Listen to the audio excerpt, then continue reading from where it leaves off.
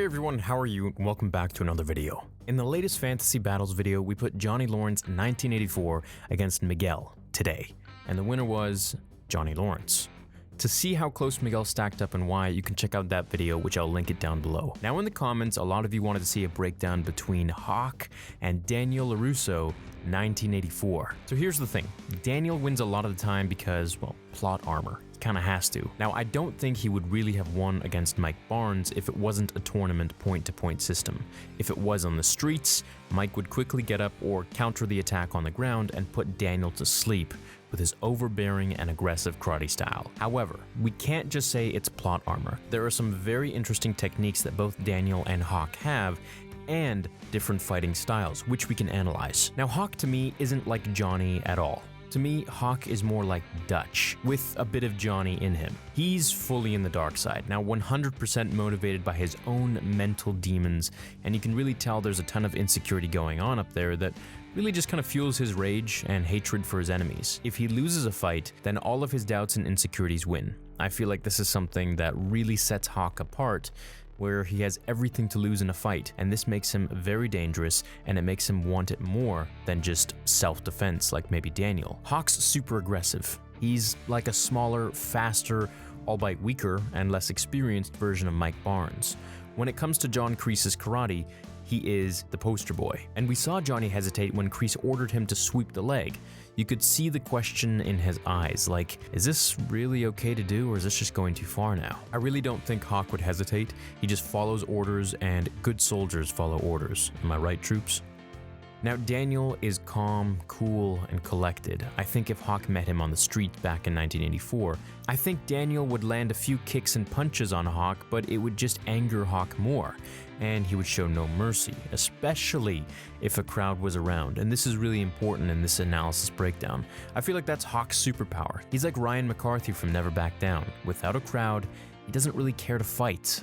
At least not that hard, compared to if there was one. So in order for Daniel to 100% win without any sort of doubt, I think he would have to fight Hawk when no one else was watching. But that's not really like Daniel to instigate a fight, and it's not like Hawk to fight without people around to see his victory. With Daniel, it's also tough to determine the outcome of the fight, because I feel like he evolves as a fighter so fast. Look, within the span of ending his high school career and the All-Valley tournament, beating Johnny, fighting Chosen on his summer break, then fighting Barnes later, he doesn't really get a break from karate. Come to think of it, Daniel really hasn't trained all that much, maybe like a year and a bit, assuming the All-Valley happens the same time every year. Now, Daniel trains much more on the defense, whereas Hawk is a true Cobra, where he is very on the offense, meaning he would play right into Daniel's way of fighting, capitalizing his defense. Against Johnny, Chosen, and Mike, Daniel fought all of these offensive opponents, to which he won because he was such a defensive fighter. Miyagi taught him well. I think where Daniel would get into trouble would be against a fighter who isn't just offensive all the time, but knows when to shift to defense as well,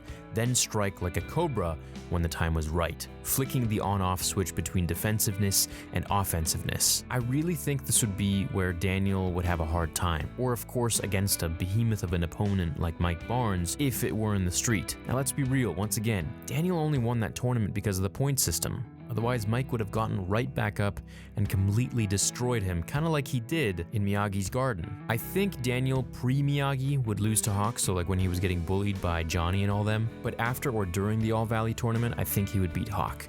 While it wouldn't be easy at all, he would use his defensive tactics to his favor against such a blunt instrument like Hawk, who just rushes his opponent, letting his emotions guide him more than any other Cobra in the past or present. Now this is really terrible for Hawk, and I can get into a full video just about him and his character breakdown, but I'm gonna say this, with a little tuning by Kreese, I think Hawk could be one of the most ruthless and powerful Cobras in the dojo. He just needs the right sensei. Daniel is a lot like Obi-Wan Kenobi, who too, was a master of defense. This is how he beat Anakin.